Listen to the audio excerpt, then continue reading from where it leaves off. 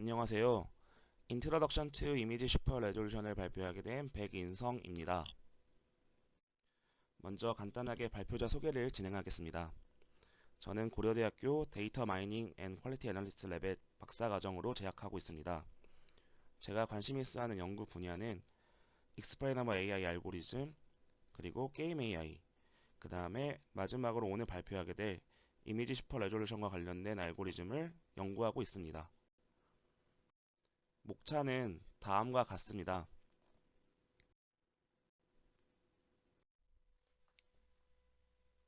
본 세미나에 앞서 이미지 슈퍼 레졸루션의 약어들 몇 개만 알고 넘어가겠습니다. 첫 번째는 SR입니다. SR은 슈퍼 레졸루션의 줄임말로 본 세미나에서는 주로 모델에서 생성된 이미지를 의미할 겁니다. 두 번째로는 HR입니다. HR은 하이 레졸루션으로 세미나에서는 주로 아웃풋 이미지를 얘기하게 될 것입니다. 마지막으로 LR, 로우 레졸루션은 세미나에서는 주로 이제 인풋 이미지를 말하게 될 것입니다. 본 약어들을 좀 참고하시면서 계속 세미나를 들어주시면 감사하겠습니다.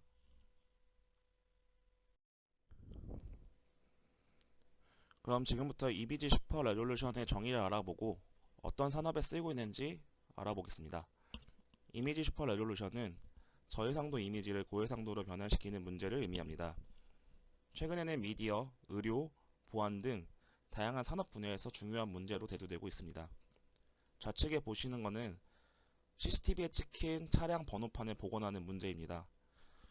이런 기술이 개발된다면 범죄에 쓰였던 차량 같은 것을 저희가 잘 색출해서 범죄를 예방하는데 좀 도움이 될 거라고 예상되고 있습니다.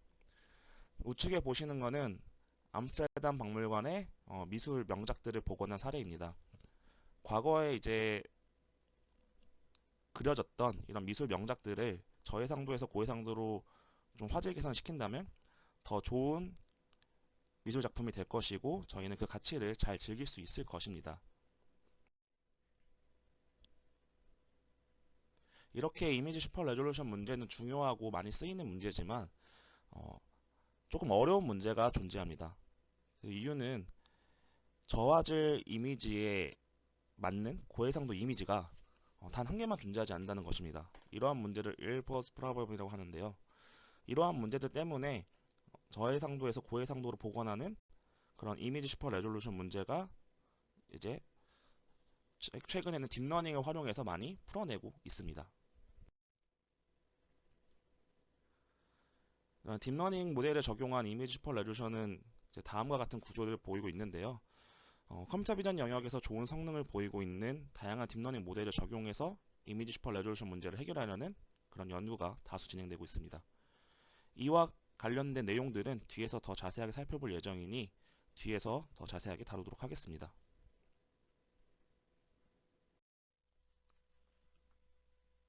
이미지 슈퍼 레졸루션 문제는 크게 두 가지 갈래로 볼 수 있습니다. 첫 번째는 슈퍼바이즈드 러닝, 두 번째는 겐을 활용한 방식.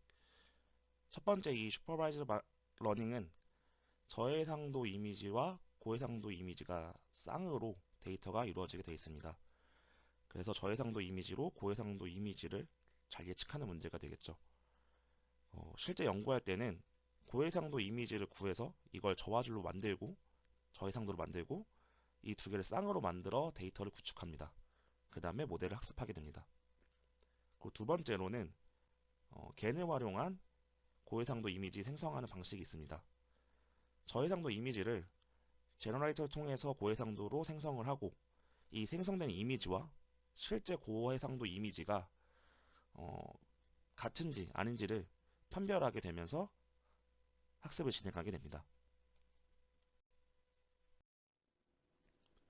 본 세미나에서는 이 두 가지 중 슈퍼바이즈드 러닝을 중심으로 설명이 진행되겠습니다. 이러한 이미지 슈퍼 레졸루션을 설명하기 전에 앞서 저는 이 이미지 슈퍼 레졸루션의 특징을 크게 세 가지로 정리해 보았습니다. 첫 번째는 저해상도 이미지와 고해상도의 이미지가 크게 다른데 이 다른 것을 어떻게 좀 맞출 것인가. 그리고 두 번째, 이미지 슈퍼 레졸루션 문제에서 딥러닝 모델을 어떻게 적용할 것인가. 그리고 세 번째로는 고해상도 이미지 변환이 잘 되었다는 것을 어떻게 평가할 것인가? 이 세 가지입니다. 이 세 가지 특징을 그릭에 대한 답을 내리면서 세미나를 진행하도록 하겠습니다. 먼저 이미지 분류 문제에서 저희가 생각하는 일반적인 딥러닝 모델은 다음과 같습니다. 어떠한 이미지가 들어왔을 때 컨볼루션 연산과 마지막에 폴리커넥티드 레이어를 좀 활용해서 이 이미지가 어떤 NG를 좀 분류하는 문제라고 생각해 봅시다.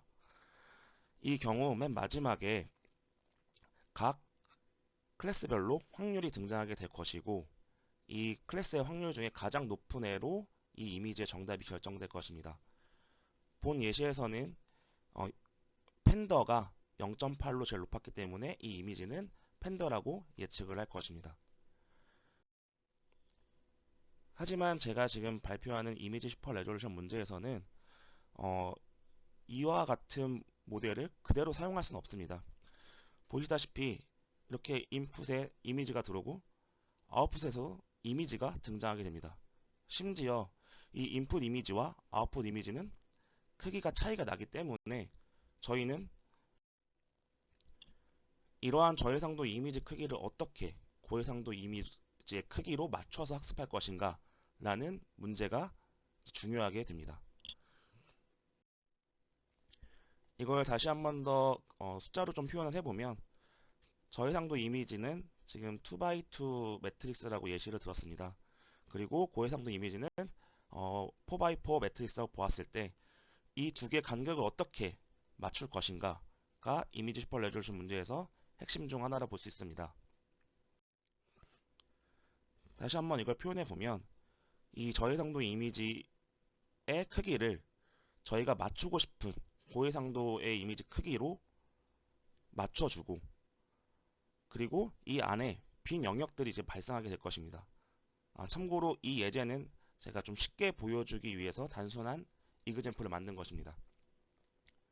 이 빨간 부분을 어떻게 처리할 것인가? 이것이 저희가 이제 다뤄야 될 핵심 문제일 것입니다. 업샘플링 방법은 크게 두 가지로 나눠 볼 수 있습니다. 첫 번째는 인접 픽셀 값을 활용해서 빈 영역들을 채우는 인터폴레이션 방법. 그리고 두 번째는 업샘플링이 가능한 레이어를 활용해서 업샘플링 파라미터 자체를 학습시키는 약간 러닝 베이스드 업샘플링이 있습니다. 여기 아래 적혀 있는 5가지에 대해서는 뒤에서 하나하나 자세히 좀 다뤄보겠습니다. 첫 번째는 리얼리스트 레이블 인터폴레이션입니다. 이 방법은 인터폴레이션 방법 중에서 가장 간단한 방법으로 지금처럼 인풋 이미지를 리사이징하고 이 빈 영역을 가장 가까운 픽셀 값으로 채우는 형태가 되겠습니다. 가장 심플한 방법이 되겠죠. 두 번째로는 바이리니어 인터폴레이션입니다. 이 바이리니어 인터폴레이션은 지금처럼 인풋 데이터가 들어왔을 때 원하는 사이즈로 리사이징을 하고 그리고 저 빈 빨강색으로 되어 있는 빈 영역을 거리에 가중치를 두어 계산을 하게 됩니다. 그게 지금 가장 우측에 보이는 식인데요. 이렇게 계산했을 때는 다음과 같은 결론을 맺을 수 있습니다. 이 결론을 봤을 때 앞에서 보았던 리얼리스트 레이블 인터폴레이션과 대비했을 때 조금 더 다양한 숫자들이 들어가고 좀 더 스무스하게 값들이 들어간 것을 확인해 보실 수 있습니다.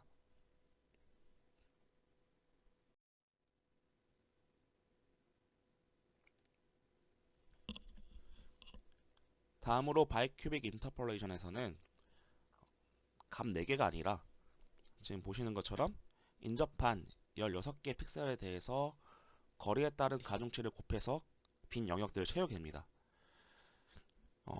지금 우측에 보시는 이 아웃풋 데이터에서는 먼저 이렇게 세로로 이 가운데 있는 수식을 활용해서 큐빅 인터폴레이션을 먼저 진행하게 됩니다. 그 이후에 이 노란색 영역을 가로로 또 인터폴레이션을 진행해서 값을 채워 넣게 됩니다. 지금 보시면 이 바이큐빅 인터폴레이션 같은 경우 총 16개의 데이터를 활용해서 인터폴레이션 진행하기 때문에 좀 더 많은 정보를 활용해서 진행을 하게 되고, 그 결과 성능도 좋고 더 자주 많이 활용되는 방법이라고 볼 수 있습니다.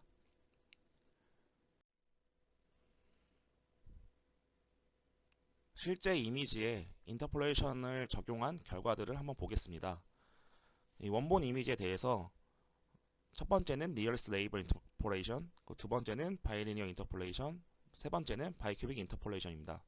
이게 동영상이라 정확하게 보이실지 모르겠는데 실제로 보면 이 Bicubic Interpolation이 가장 선명하게 확대되었음을 저희가 확인해 볼 수 있었습니다.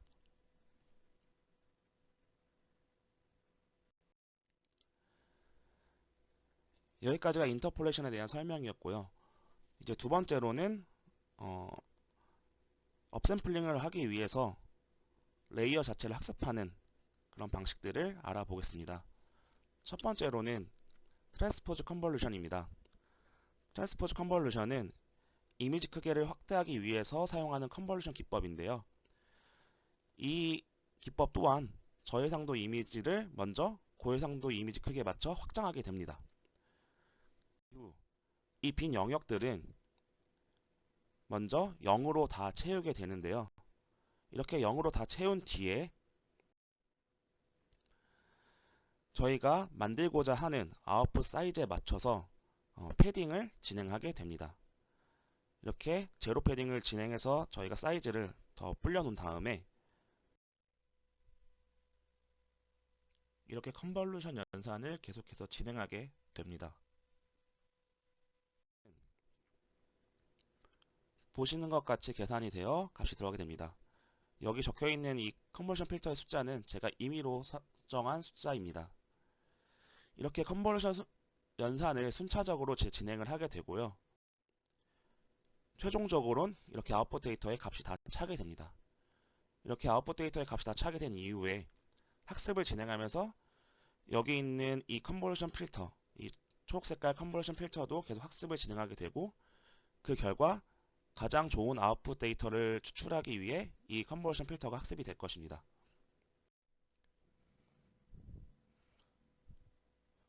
지금부터는 서브 픽셀 컨볼루션 레이어에 대해서 한번 알아보겠습니다. 서브 픽셀 컨볼루션 레이어는 컨볼루션 연산을 여러 개 진행해 여러 개의 피처 맵을 추출하게 됩니다. 이후 같은 픽셀 위치에 있는 값들을 모아 업샘플링을 진행하게 됩니다. 이때는 여러 개 컨볼루션 연산을 조합했기 때문에 좀 약간 성능 향상도 기대해 볼 수 있고 효율적인 연산도 가능하게 됩니다. 그림을 보시면 지금 2x2 인풋 데이터가 들어왔을 때 아웃풋 크기에 맞춰 제로 패딩을 진행해 줍니다. 이후 컨볼루션 연산을 진행해서 인풋 데이터와 사이즈가 똑같은 피처 맵을 저희가 도출하게 됩니다. 이런 식으로 계속 진행을 하면 인풋 데이터와 사이즈가 같은 피처 맵이 총 4개가 추출하게 되는데요. 이렇게 추출된 4개의 피처 맵을 다음과 같습니다. 이렇게 구해진 이제 피처 4개를 저희가 같은 픽셀 위치에 있는 값끼리 모아야 되는데요. 지금 1,1 자리에 있는 그런 값들은 아웃풋에서도 왼쪽 상단에 위치하게 될 것입니다. 지금 예를 들었을 때 회색에서 1, 그리고 빨간색에서 0, 초록색에서 2, 파란색에서 3, 이 4개가 모여 아웃풋 데이터의 왼쪽 상단에 이루게 됩니다. 이런 식으로 나머지도 채워주면 되겠습니다. 결국 이 트랜스포즈 컨볼루션과 서브 픽셀 컨볼루션은 모두 학습을 통해서 아웃풋 데이터를 좀 더 잘 추출할 수 있는 그런 웨이트를 찾는 방식이라고 생각하시면 되겠습니다.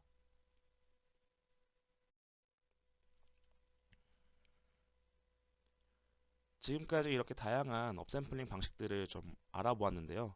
이렇게 업샘플링 방식이 다양하기 때문에 저희는 어떤 업샘플링을 적용하냐도 되게 다양하게 적용할 수 있고, 또한 이러한 업샘플링을 어느 위치에, 모델 어느 위치에서 할 것인가에 따라 또 다양하게 네트워크를 디자인할 수 있습니다.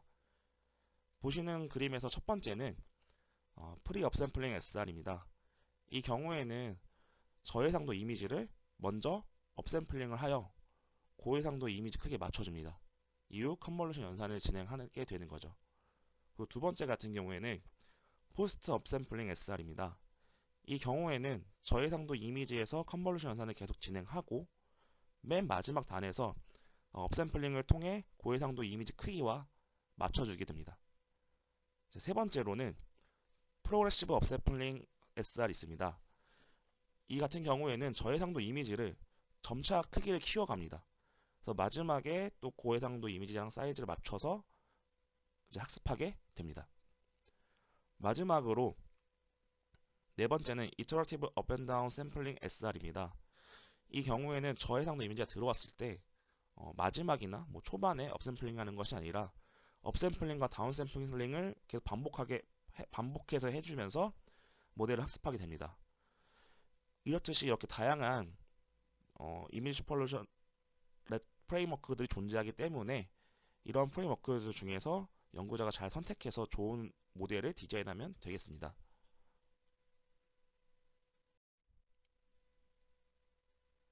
여기까지 해서 제가 서두에 던졌던 세 가지 이미지 슈퍼 레졸루션의 특징 세 가지 중 첫 번째에 대한 좀 해답을 보았습니다. 저해상도 이미지와 고해상도 이미지 크기가 다른데 이때 어떻게 할 것이냐? 정답은 그냥 인터폴레이션 하거나 트랜스포즈 컨볼루션, 서픽셀 컨볼루션 등으로 업샘플링을 진행한다입니다. 이제 저희가 두 번째 이미지 슈퍼 레졸루션 문제를 어떻게 딥러닝 모델에 적용할 것인가에 대한 또 답을 구해야 되는데요. 이거에 대해서는 정답을 보고 가겠습니다. 사실 이제 크기를 맞췄기 때문에 큰 문제가 없습니다. 따라서 그냥 일반적인 분류 회귀 모델을 사용하는 모든 딥러닝 방법론들이 적용 가능하게 됩니다. 특징적인 것들 한 5가지 정도만 정리해 보았는데요. 이 외에도 더 많은 방법들을 적용할 수 있고 실제로 적용한 연구들이 많이 진행되고 있습니다. 이 5가지 네트워크에서도 제가 위에 3개, 아래 2개로 좀 구분해 보았습니다. 첫 번째로는 구분했던 위에 3개입니다. 지금 첫 번째는 레지듀얼 러닝, 두 번째는 댄스 커넥션, 세 번째는 채널 어텐션인데요. 이것들은 많이 들어보셨을 겁니다. 그냥 일반적인 분류 문제에서도 많이 사용되는 그런 테크닉들이죠. 즉, 이미지 슈퍼 레졸루션이라고 해서 다를 게 아니라 저희가 이미지 크기를 맞춰줬기 때문에 기존에 사용했던 딥러닝 테크닉들을 그대로 사용해 주시면 되겠습니다. 간단히만 설명드리면 이 레지듀얼 러닝은 이제 인풋 정보를 이제 피처 정보에 더해서 학습을 진행하는 방식이고, 댄스 커넥션은 이전 피처 정보들을 모두 계속 컨택하면서 학습을 진행하는 방식. 그 채널 어텐션은 채널 단위에서 관계 정보에 좀 집중하면서 학습을 진행하는 방식들이 되겠습니다. 그 여기에 하나 더 더해서 요즘에 또 자주 적용되는 게 이 Non-Local Neural Networks라는 모듈인데요. 이 모듈도 간단하게 설명드리면 지금 우측에 있는 그림처럼 원바이원 컨버전 필터를 활용해서 들어온 인풋의 특징을 다양하게 추출하고 이것들의 곱 연산들을 통해서 피처 내 픽셀 간 관계들을 잘 학습해서 학습하자는 그런 모듈입니다. 이 경우에는 제가 작년에 저희 연구실에서 진행한 세미나가 있는데요. 관심 있는 분들은 이 세미나 내용을 보시면 조금 더 도움이 되실 것 같습니다. 그리고 이제 제가 아까 상단과 하단 나눴던 네트워크에서 하단에 있던 네트워크 2가지입니다. 로컬 멀티패스 러닝과 피라미드 풀링. 이 2가지는 큰 특징으로는 사실 같습니다. 이 두 네트워크 모두 다 앞에서 인풋에 있는 이미지를 어떻게 좀 정보를 잘 추출할 것인가에 집중한다는 것인데요. 로컬 멀티패스 러닝은 인풋을 다양한 컨볼루션을 활용해서 이제 정보를 추출하게 됩니다. 그리고 마지막 단에서 이 피처 정보들을 컨캣하고 아웃풋을 도출하는 형태입니다. 이 피라미드 풀링은 똑같이 이 인풋의 정보를 다양하게 좀 정보를 추출하게 되는데 그 안에 있는 구조가 좀 피라미드 형태로 해서 마지막에 어, 마지막 컨캣하기 직전에만 업샘플링을 통해서 사이즈를 맞춰줘 컨캣한다는 것이 핵심이 되겠습니다. 이 피라미드 풀링을 했을 때는 좀 글로벌한 특징하고 로컬한 특징을 모두 잘 추출해서 학습할 수 있다는 장점이 존재한다고 합니다. 다음은 로스 펑션입니다. 제가 로스 펑션 한 4개를 적어 두었는데요. 이 중에서는 상위에 있는 에런 로스와 엘트 로스 이 두 가지가 많이 쓰입니다. 에런 로스 같은 경우에는 수식을 보시면 알다시피 min absolute error MA 값을 픽셀별로 구한 것이고 엘트 로스 같은 경우에는 min square error MSE 값을 픽셀별로 구한 것이라고 생각하시면 되겠습니다. 아래 두 개 있는 로스도 참고해서 보시면 될 것 같습니다. 이렇게 해서 이제 두 번째 질문에 대한 답도 어느 정도 해결이 되었습니다. 이미지 슈퍼 레졸루션에서 어떻게 딥러닝 모델을 적용할 것인가. 이건 앞에서 정답을 얘기했듯이 그냥 다 쓰시면 됩니다. 일반적인 딥러닝 모델에 있는 거 그냥 다 쓰시면 이미지 슈퍼 레졸루션 문제도 해결할 수 있습니다. 이제 마지막으로 고해상도 이미지 변환이 잘 되었다는 걸 어떻게 평가할 것인가가 남아 있는데요. 이거에 대한 해답을 뒤에 내용으로 한번 보겠습니다. 먼저 소개드릴 지표는 PSNR입니다. Peak Signal to Noise Ratio라는 의미이고요. 최대 신호대 잡음비를 의미합니다. 이것은 압축된 영상의 화질에 대한 손실 정발을 평가합니다. 이 PSNR 수식을 보시면 MSE 값이 들어갑니다. 근데 이 MSE 값이 분모에 들어가게 되는데요. 결국 이 원본 이미지와 예측 이미지가 동일하다면, 똑같이 복원되었다면 이 MSE 값은 0이 되고 이에 따라서 PSNR 값은 구할 수 없게 됩니다. 따라서 PSNR에서는 맥시멈 값을 저희가 알 수 없다는 한계가 존재합니다. 다만 기존 연구들을 보았을 때 PSNR 값이 한 40이 넘어간 경우에는 잘 복원되었다 라고 판단되고 있습니다.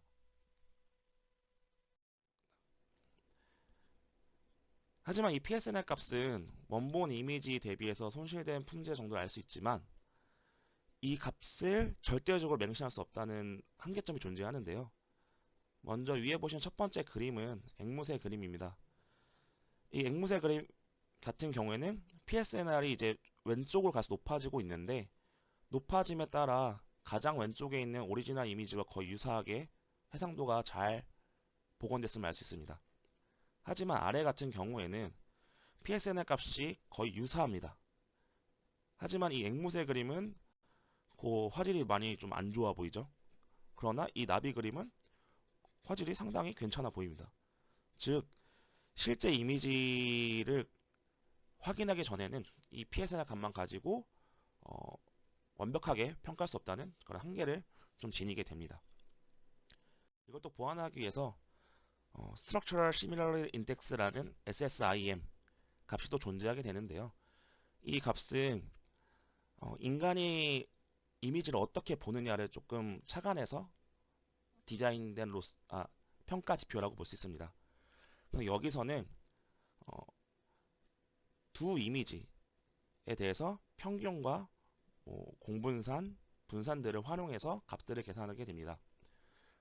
여기서는 이제 휘도, 대비, 구조 이 세 가지를 구하게 돼서 이런 구조적인 정보들이 얼마나 유사한가를 평가하는 지표라고 생각하시면 되겠습니다. 이 휘도 같은 경우는 처음 볼 수 있어서 간단하게 내용을 적어놨습니다. 얼마나 정확하게 색상을 표현하는지 라는 지표입니다. 이렇게 저희가 이 세 가지에 대해서 모두 다 정답을 드렸습니다. 이미지 슈퍼레이션 특징으로 첫 번째 이미지 크기가 다른 문제는 인터폴레이션이나 컨버전 연산을 통해서 한다. 그리고 두 번째로는 어떻게 딥러닝 모델 적용하냐? 그냥 다 넣으면 된다. 그 마지막 고해상도 이미지 변환이 잘 되었다는 것을 어떻게 평가할 것인가 했을 땐 저희가 분류 모델에 사용했던 정확도나 회귀 모델에 사용하는 R스퀘어 같은 평가 지표와 달리 여기서는 PSNR, SSIM 같은 새로운 지표를 활용해서 고해상도 이미지 변환이 잘 되었음을 평가한다 라고 볼 수 있습니다.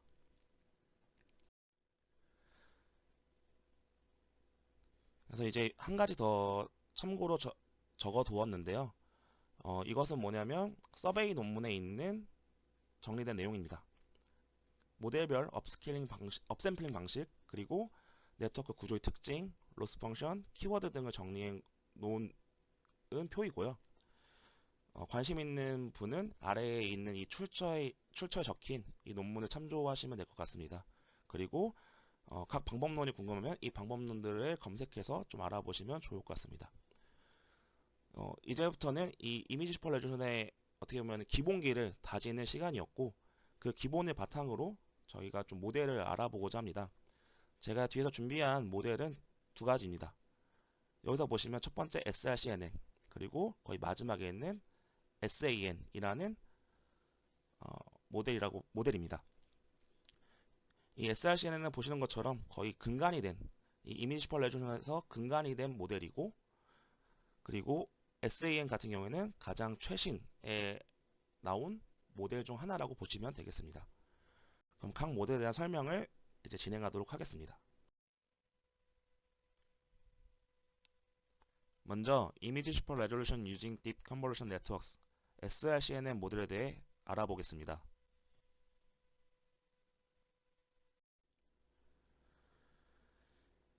이 srCNN은 2016년 IEEE Transaction on Pattern Analysis and Machine Intelligence의 논문이 게재되었고요. 2021년 4월 8일 어제 기준으로 약 4,400회 인용이 되었습니다. 상당히 많은 수가 인용되었죠.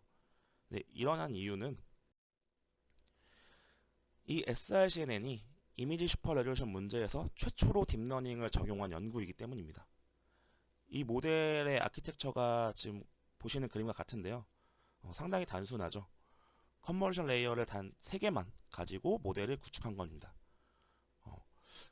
이때는 이렇게만 해도 좀 어느 정도 성능이 나왔다는 것을 저희가 생각해 볼 수 있습니다.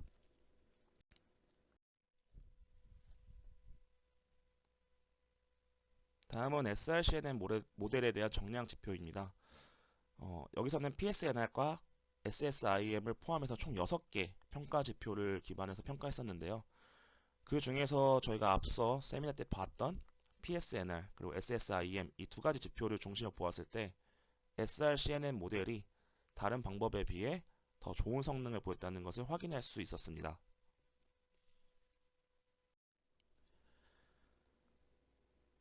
이제 정량 평가와 더불어 이 이미지 슈퍼 레졸루션 분야에서는 정성 평가도 항상 중요한데요.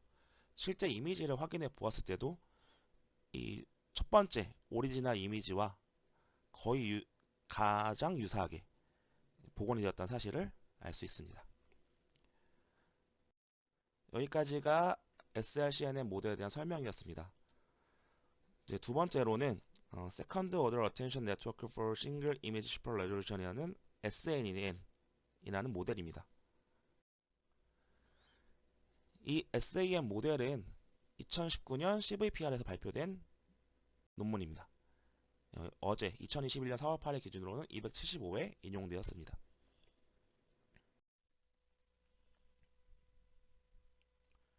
SAM 모델의 프레임워크를 보시면 지금 아까 봤던 srCNN 모델보다 상당히 복잡해진 것을 알 수 있습니다. 제가 우측 상단에 srCNN 모델을 넣어두었는데요. 그땐 단순히 컨버전 레이어 3개만 쌓은 모델이었다면 지금은 여러가지 모듈을 결합해 모델을 구축하고 있습니다. 지금 가운데 보시는 저 초록 색깔 블럭 하나가 단순히 컨버전 연산이 아니라 특정한 모듈을 의미하고 그 모듈 안에 있는 내용들이 하단에 존재합니다. 그러면 지금부터 이 SAM 모델에서 사용하고 있는 모듈들을 하나하나 확인해 보겠습니다.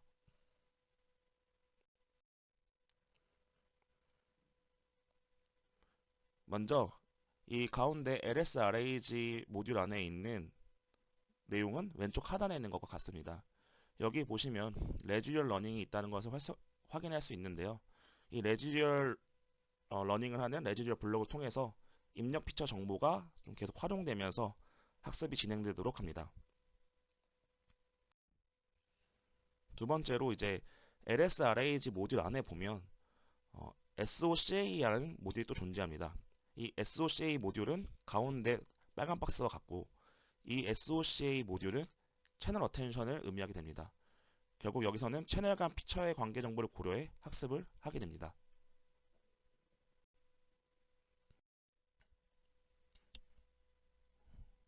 마지막 모듈은 SAN에 있는 RLNL 모듈입니다. 여기 안에는 논로컬 블럭이 들어가 있고 이 논로컬 블럭을 통해서 피처 내 픽셀 간 관계 정보를 고려하면서 학습을 진행하게 됩니다.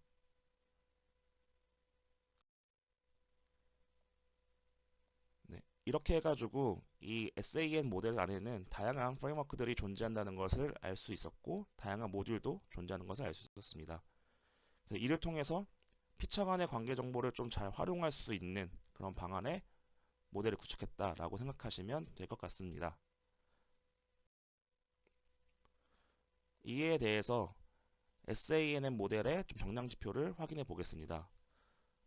총 5개 데이터셋에 대해서 여러 가지 모델을 구축하고 그 평가 지표로는 PSNR과 SSIM을 사용했습니다. 그리고 보시는 것에 있는 메소드 옆에 있는 숫자는 배율을 의미합니다. 이 숫자가 만약 2라면 저해상도 이미지를 2배의 고해상도 이미지로 복원했다라고 생각하시면 되겠습니다. 전반적인 지표를 보았을 때 제안한 SAN 모델이 가장 성능이 좋았음을 확인할 수 있었습니다.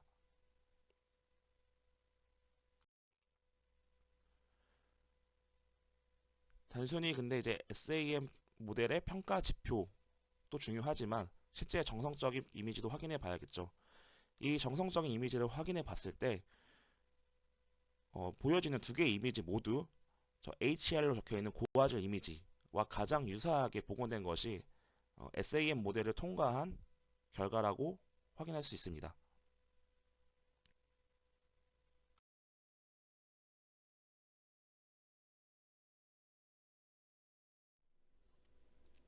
결론입니다. 저희가 이제 이미지 슈퍼 레졸루션을 풀기 위해서 기본기를 다지고 그리고 가장 처음 모델 그리고 마지막으로 최신 모델까지 좀 알아보았는데요. 첫 번째로 이미지 슈퍼 레졸루션 문제를 풀기 위해서는 저해상도 이미지 크기와 고해상도 이미지 크기를 잘 맞추는 것이 선행돼야 한다. 그리고 두 번째로는 딥러닝 일반적인 그냥 분류모에 사용했던 딥러닝 모델의 테크닉을 모두 사용할 수 있다. 그리고 세 번째로는 이 이미지 레졸루션이 얼마나 잘 됐냐, 고해상도 변화 잘 됐냐를 판단하기 위해서는 PSNR, SSIM 같은 지표가 필요하고 그리고 현재 이런 지표들이 조금 부족한 부분이 있기 때문에 정량적인 값만 가지고 확인하는 것이 아니라 실제로 이미지를 확인하고 정성적인 지표도 같이 고려돼야 한다라는 것을 알 수 있었습니다.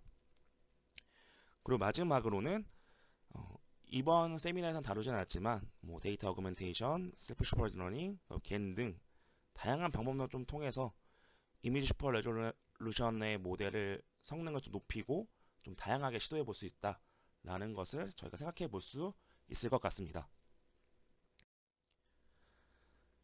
제가 준비한 세미나는 여기까지입니다. 지금까지 경청해 주셔서 감사합니다. 궁금하신 사항은 발표자 소개에 있는 이메일을 통해서 보내주시면 감사하겠습니다. 감사합니다.